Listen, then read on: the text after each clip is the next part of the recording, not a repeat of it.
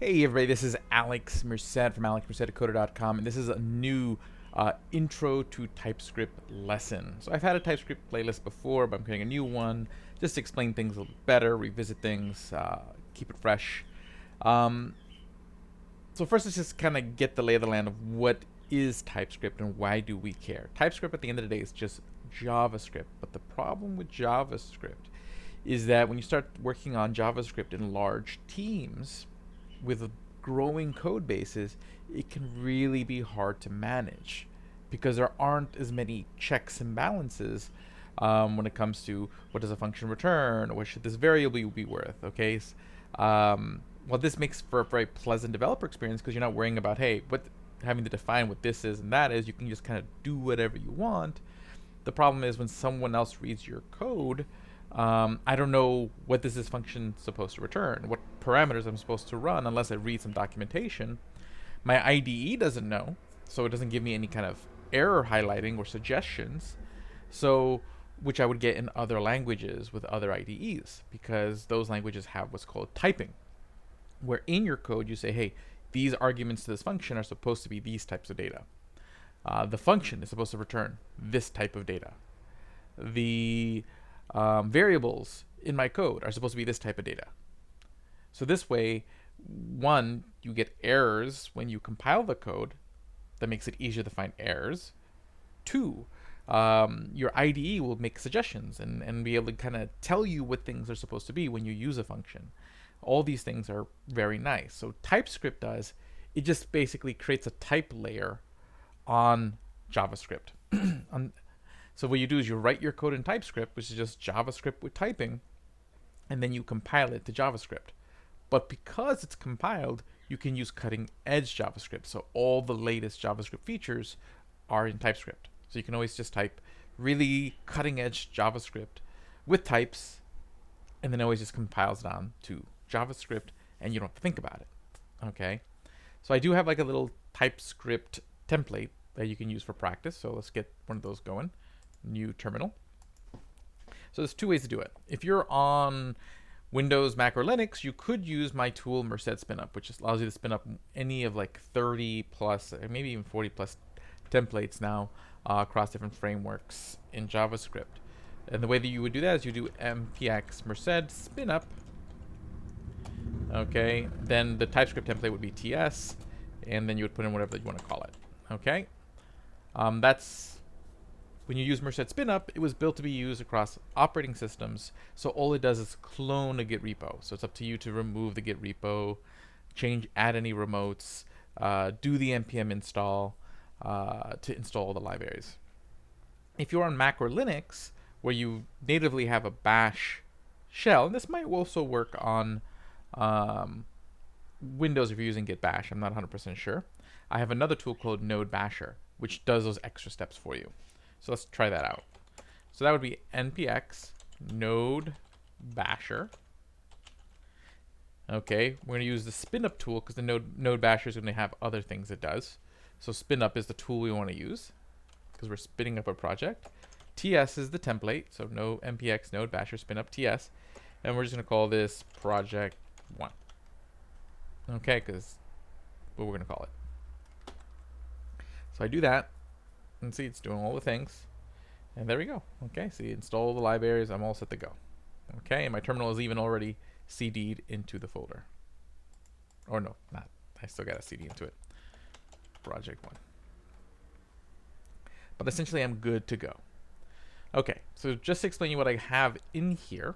Okay, your TypeScript has what's called a Tsconfig.json. Your compiler, when you compile your code, will read this Tsconfig Json to know what it's doing. So essentially what it's saying here is that when it compiles the code, it should compile the code for ES 2015. So I mean, it should be JavaScript as of 2015. Anything that's from later should go back. And see, cool thing about TypeScript is since everything is typed, I mean, this is JSON, but see, it can tell you what the possible options are. And since TypeScript is created by Microsoft, Visual Studio Code, which is actually created with TypeScript, has a lot of tools for working with TypeScript, so it really kind of helps you figure out what you're doing. Okay, so you can specify how you want your output to look like. So we're going to say common.js. Strict just means how strict the typing is going to be. ES module interoperability, meaning can it work with JavaScript modules? Yes. I'm not sure what skiplib does. Skip type checking of declaration files requires TypeScript version 2.0 or later. Okay, this is where it's going to compile to. So when we compile, it'll output to this compiled folder. Okay. And you can change these settings. I have these settings made in a certain way. And then basically the idea here is I put my entry file. So the idea is that when we run the command, and I have command set up in package.json, which would just be npm start, it's going to run the compiler, which is going to use the tsconfig by default, because it's just going to look for it and use it.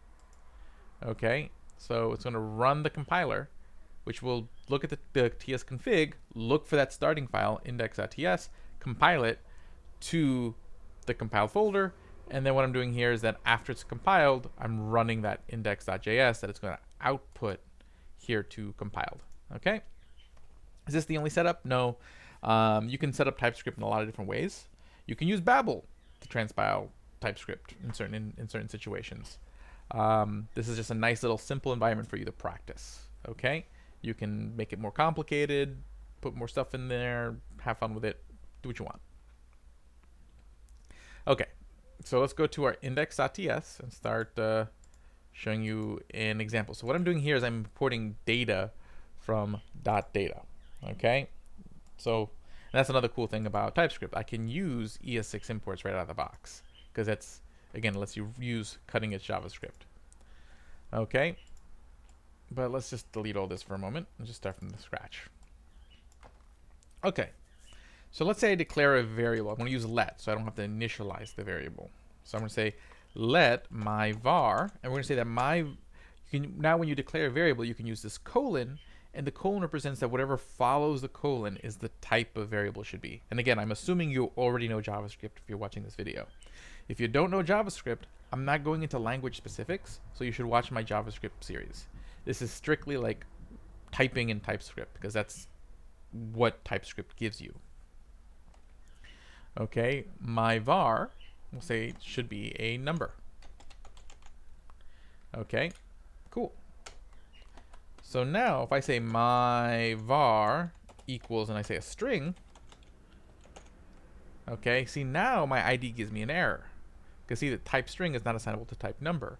This is nice because, you know, when I make these kind of mistakes by accident, like let's say I meant to put the number 3, but I put the string 3 just out of act by accident, I have this syntax highlighting to tell me, oh, Alex, you made a mistake.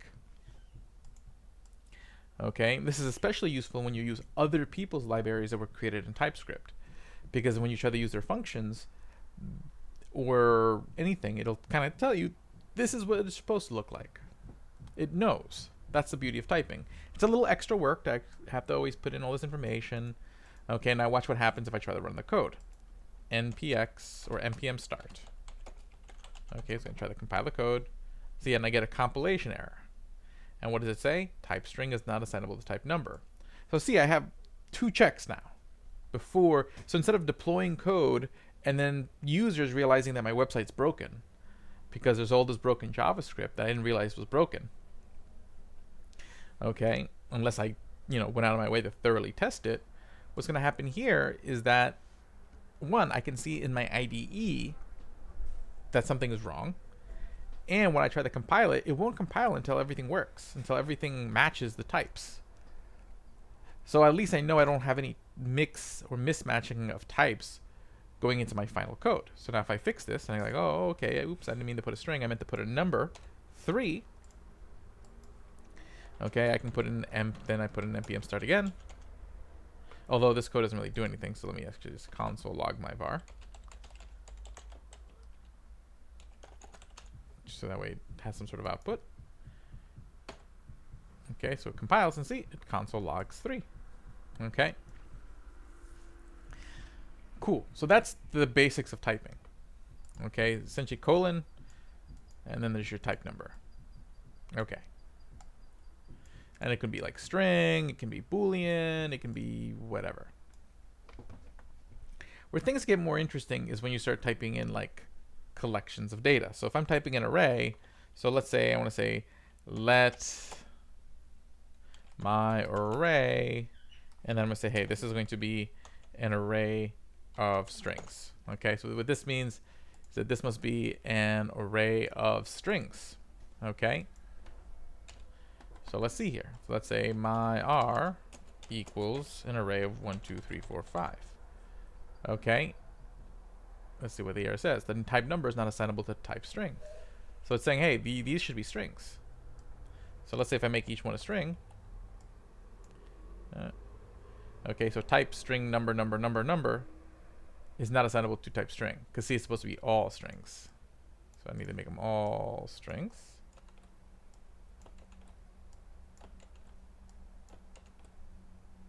Okay. Oh, okay, got it. Okay, so basically what happens here is that when I write string like this, it means it's an array with one item that's a string. So if I wanted to make it a array of strings, so I wanted to get rid of that error. So sometimes you'll notice that your typing is wrong. That's another beauty of the errors. You're like, okay, the data looks right. Why is I'm still getting the error? You go correct your typing. That's an array of strings. Okay, so this would be an array of strings, and see now I don't get that error anymore. Okay, and again, the point of this is to catch yourself and make mistakes. I sit there and I design a function. Somebody else tries to use it. They'll know explicitly what to put in it. We'll get to the function thing in a second. That's where TypeScript really shines. Okay, so again, if I put it before the curly brackets, or before the square brackets, it means everything inside the square brackets should be that thing. Okay, if I put it inside the curly brackets, I'm actually defining what should be in the array. So if I were to do this, like string number boolean, okay, it needs to be an array of 3 elements that are a string, a number, and a boolean. Okay. Another thing you can do is you can create unions, where basically you say, hey, it has to, where you can be like, it has to be both types of has to match both types, or it has to match either or type. So I'm pretty sure if I put a pipe here, okay, I can say, hey, it has to be that array, or it has to be just a number. Okay, either one of those would work. So I can actually replace this with the number 5, and that would still match because it's this type or this type. Okay, cool. Nice. Then what I can do is I think it can do, I think it's just the ampersand, but let me just double check. No, that's just not possible. Yeah, so you can't be an array and a number, so that would be a bad type. That's impossible to match. Did I just say impossible? I mean impossible. I'm making up words now. Okay, cool. But that's with like arrays. Now let's talk about objects. Objects get a little bit more complicated because objects you can have all sorts of type of properties. So generally what you want to do here is create, I could just type the object. I could sit there and be like, do something like this. Be like, okay, let my obj, and then be like, has to be an object with name as a string, age as a number. Okay, so then if I were to do my obj equals name Alex Merced, age 5. Okay, I need to put a comma. And see, this works. You know, no syntax errors. Okay, but this is not the best. I don't know, not the funnest way to do this. Okay, so when you start having more complicated types, you're better off trying to find some way to create like a custom type name or a namespace for your type. So there's a couple different ways to do this. We can create what's called an interface. So I can be like interface a person, and I'll do it with a capital P, and an interface person, curly brackets. This basically describes what an object should look like. We'll just say name, string, age, number. And now, if I have many objects that are going to be using this type instead of just one, I can just be like, this is supposed to be a person. And see, no errors. Okay, and then we'll console log my obj. So npm start. And there you go. See, it compiles fine, no errors. That is cool. Cool. Now let's say I want to add the property email. But sometimes you may have an email, sometimes you don't. What I would do is I'd add the quest. See, right now it's giving me an error because I don't have the email. So see, property email is missing in type because email is required at the moment. And that's another beauty. See, in normal JavaScript, it wouldn't know to tell me that. But with TypeScript, since it knows what the object should look like, it can remind me, hey, Alex, you forgot email here. Okay, again, this is the beauty of TypeScript.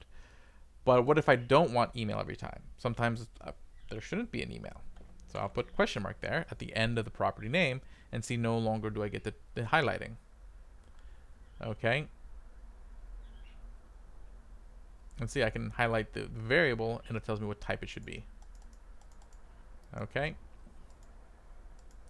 And then when I start typing here, see, it knows what properties I might want to add because it knows what potential properties they are because of the interface. So I can tell that it's optional because it has the question mark there. So I can add email. So if I wanted to know what, so now the IDE can even suggest to me what are the potential properties to add to this object, which is really useful when you're talking about like configuration objects and other libraries. Being able to like see the list of potential configuration options is super useful. Okay, so TypeScript is pretty cool. Again, it's a little extra work sometimes, but that little extra work pays off in when you have, again, more complicated code in preventing bugs and being able to work across more people, because other people using your code, which will be much more easily able to prevent themselves from getting bugs, because they don't need to like try to think through what were you thinking. It's explicitly written. Okay, so for example, now let's do the function thing. Actually, let me show you a few more things. Okay, you could also create a type like this. I could just literally use the word type and say, okay, give it a name. So we'll say str_num, meaning string or a number. Okay, and what it equals is, yeah, I think it had to put equals. It's either a string or a number. Okay. So now let's create another variable. We'll just call it myvar again. And we'll say myvar is supposed to be a str_num type. Okay. Now why is it complaining about person? Oh, I forgot I deleted the type of person, so let me delete all that. Okay, now if I do my var equals 1, let me just put my var here. It works because the type str_num could be a string or a number. But I don't actually have to put all that logic here, so I can reuse that type over and over again. So you can then create types in that way. Another thing you can do is you can create what's called a enum. An enum is like a list of strings. So you may have some values that are kind of really hard to remember, so you don't want them people typing them up. So you rather maybe do an enum. Okay, so enum, we'll say enum car models. Okay. Okay. And then basically what we do here is we're going to list, and actually I'll make it car model. So we'll say Buick. I don't know much about cars, so you're just going to have to indulge me here. But let's say like this is like the model number 69B4. Okay, I'm not gonna ever remember that. Okay, then we'll say Mazda equals 8534, something like that. Okay, and Ford equals Something like that. Okay, you guys see the point. Okay, so now if I were to say my var equals car model, has to be a car model. Okay, I can't just put anything there. What I would do is I would do car model dot Buick. Okay, so that's much easier for me to remember. Okay, car model dot Buick. But now when I console log my, and see there's no type errors because it knows, hey, it's got to be one of these options. And I can't make up options. So if I do car model dot cheese, it's going to give me an error because see, cheese is not one of the options in car model. Okay, and then it should show me what the options are. So see, it shows me the different options I have. So I can be like car model and then take a look through my options, and that makes life a lot easier. So I do npm start, and see, the value actually, what it's going to console log is the value associated with that key. So it's showing me the serial number for Buick. So imagine you have a bunch of different car models. Everyone knows the name of this toy or that car or that game. So you can do it that way, which makes it a lot easier for people. This, yeah, you can put any kind of value you want. It just allows you to create an easier namespace to do so. Okay. The only catch is that if you're using it in other parts of your code, you do have to import. So you'd have to export these things. So it'd have to be like export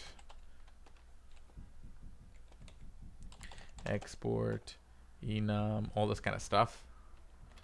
Okay, so generally what's probably an easier practice is to create a file called types.ts. Okay, and then just do all your typing here. Okay, and then export all those types and then import them as needed. So what I would do is, let's say, okay, what I want to do is we'll create some types here. So we'll create a person again. So export interface person. Okay, name is a string. Age is a number. Okay, cool. Now we'll that's exported. We'll go back here and import that. So we're going to import person from /types. Okay. And now I'm going to define a function. So we'll say const myfunc. Okay, and then I'm going to take two parameters. So we're going to say name, which is a string. So see, I have to type my parameters, and age, which is a number. And then what I want this function to return is a person. Okay. I always forget exactly where I want to put the return. I think I actually have to put a colon there too. Yeah. And was it complaining that our function whose declared type is neither void nor any must return a value? So it's complaining to see that my function, I say that my function needs to return a person, but my function currently is not returning anything. So it's already giving me that error. So see, it reminded me, hey Alex, you said you wanted to do this, but you're not doing it. Okay, and now I would just be like return an object with name and age. Okay, and now it satisfies. The arguments I'm passing in are this, and what it's returning is this. Okay, neat. So now let's try it out. Let's console.log the result of my func. Now I'll put in Alex, and my age, we'll say, is 35. Oh wait, see, it's giving me an error because see, it knows that that argument is supposed to be a number. Okay, so it's giving me a heads up that I've made a mistake. So see, I'm finding out that I'm making these mistakes early. Or if I don't even know what order the arguments are supposed to be in, I just start typing the function and see, it gives me the function shape because it knows that the first argument needs to be a name, which is a string, and a number. So now I know, okay, this is what I'm doing. So it's Alex Merced 35. And this is the beauty of TypeScript. It's just all that the IDE can be much more helpful. Your errors are much more specific. So now I do that and see it runs the code. Okay, and again, at the end of the day, it just generates basic JavaScript. So you see here, okay, it's just giving me JavaScript. Okay, doesn't look like anything like JavaScript you haven't seen before, but you have those pieces of assistance in your code, which makes life a lot easier. Okay, so hopefully that gives you a pretty good idea on why TypeScript matters, how to use TypeScript. It does take a while to kind of, get used to the idea of thinking through sort of what are my types ahead of time. But if you start getting the habit of it, it does become pretty nice. Okay, and it's really nice when you use other people's libraries and you get all these hints from your IDE, which is also very, very cool. So my name is Alex Merced from alexmercedcoder.com. Have a great day and enjoy.